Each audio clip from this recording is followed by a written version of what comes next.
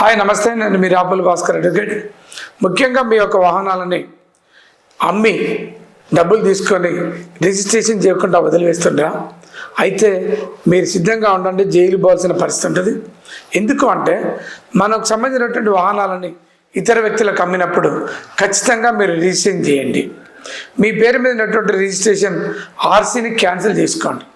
లేకపోతే ఆ వ్యక్తి కొన్నటువంటి వ్యక్తి రిజిస్ట్రేషన్ చేయకుండా మీ పేరు మీద ఉంచి ఎవరికన్నా ఇతర వ్యక్తులకు అమ్మటం, వాళ్ళు తీసుకుపోయి దొంగతనం, రేపు, మర్డర్ లాంటి కేసులల్లో వాళ్ళు ఇరికితే ఆ బండ్లను సీజ్ చేస్తారు.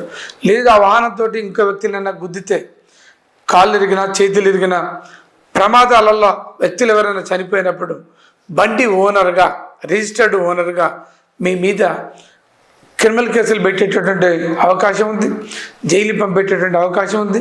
చనిపోయినటువంటి వ్యక్తులు నష్టపరిహారం కోసం ఓనర్గా మీరుండు కాబట్టి మీ మీద కేసులు పెట్టి నష్టపరిహారాన్ని వసూలు చేసేటటువంటి అవకాశం, అధికారం, చట్టం డిసీజ్డ్ ఫ్యామిలీస్కి ఉంటుంది. అందుకనే మీ పేరు మీద ఉండేటటువంటి ఏ వాహనాన్నైనా అమ్మితే ఇమ్మీడియట్గా అదే రోజు మీ పేరు మీద ఉన్నటువంటి వాహనాన్ని అవతల వ్యక్తులకు బదిలీ చేయండి.